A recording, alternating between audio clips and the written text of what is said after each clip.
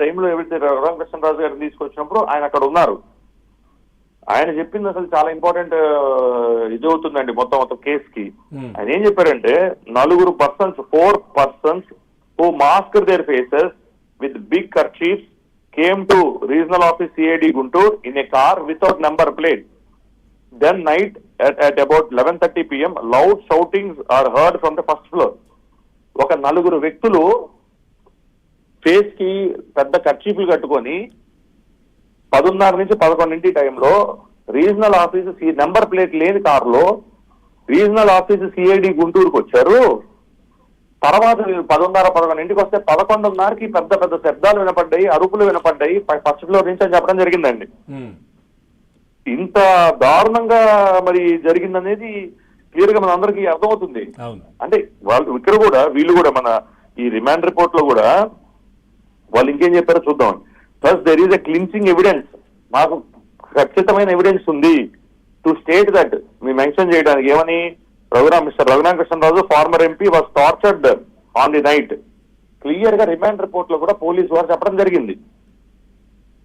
ఆ రోజు కస్టడీలో ఒక క్రైమ్ కి సంబంధించి ఆయన తీసుకొని వెళ్ళి ఆయన అక్కడ టార్చర్ చేశారు అనేది క్లియర్ గా చెప్పడం జరిగింది.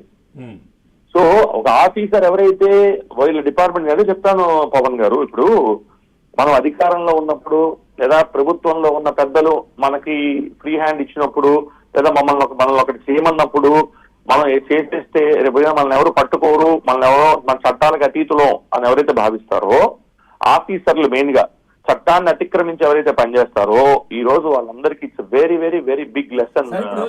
అతిక్రమించడం ఇందాక మన డిబేట్ లో ఇప్పుడు నెక్స్ట్ కంటిన్యూ అవుతుంది. డివిఎస్ గారు శ్రీనివాస్ గారు కూడా ఉన్నారు. అయితే ఆయన చెప్తా ఉన్నారు ఏదైతే ఈయన రఘురామకృష్ణరాజు గారిని పెట్టినటువంటి టార్చర్ పెట్టినటువంటి రూమ్ ఏదైతే ఉంటుందో దానికి RRR సెల్ అని పెట్టారంట. దాని పేరు పెట్టి ఎవరైనా వీళ్ళు సెటిల్మెంట్లకు వచ్చినప్పుడు మీరు మరి మిమ్మల్ని అందులోకి పంపించాలా లేదంటే మీరు చెప్పింది వింటారా?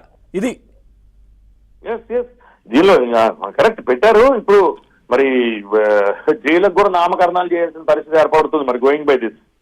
బట్ ఏదైనప్పటికీ దీనిలో క్లియర్ గా సునీల్ కుమార్ గారు నన్ను ఇన్సిస్ట్ చేశారని కూడా చెప్పడం జరిగిందండి. పివి సునీల్ కుమార్ గారు విజయపాల్ గారు ఆయన స్టేట్మెంట్ ఇస్తూ పివి సునీల్ కుమార్ గారు ఒక్క నిమిషం నేను చెప్తాను, అది కూడా ఏ లైన్ లో ఉందో చెప్తాను. ఇదిగోండి, it is also clear that instructed them to go down state. Okay, they were called to CID office. Sunil Kumar ఎవరైతే మిగతా విట్నెస్ ఉన్నారో, ఎవరైతే విట్నెస్ నెంబర్ 14 to 17 అనేది ఎల్డబ్ల్యూ విట్నెస్ ఎవరైతే పెట్టారో వాళ్ళు ఆ రోజు ఏం జరిగింది అనేది మీరు చెప్పొద్దు, బయటికి చెప్పొద్దు అని చెప్పి వీళ్ళ దగ్గర సిగ్నేచర్స్ తీసుకున్నట్టు పివి సునీల్ కుమార్ గారు తీసుకున్నట్టు పిలిచి తీసుకున్నట్టు అది కూడా వాళ్ళు కూడా స్టేట్మెంట్ ఇచ్చారండి.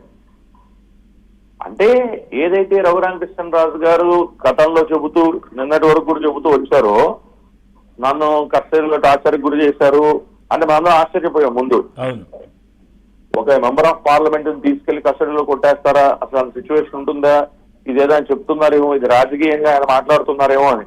ఇప్పుడు ఏదైతే మనకి ఎవిడెన్స్ సేకరించి ఏదైతే స్టేట్మెంట్లు వస్తున్నాయో క్లియర్ గా it very well indicate that he has been tortured in the custody. ఇలా మరి అప్పుడున్న ఐగోకి మరి బాధ్యత లేకుండా ఎలా ఉంటుందండి?